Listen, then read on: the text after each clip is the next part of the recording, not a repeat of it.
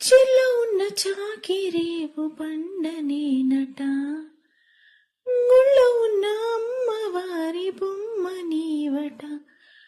మురికిని కడిగినా మనసుని కడిగినా రెండు రాళ్ళు చేసేదొకటే పెళ్ళే వేరట.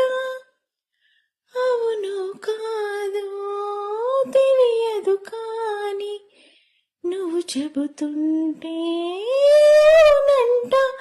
మరి అంతలోనే బొంగమూతి సంగతేంటట. నాకు తెలుసా మంచి చెడ్డ, నువ్వు చెప్తే నేర్చుకుంటా. నిన్ను నమ్మినాను అంతా నీ దయా.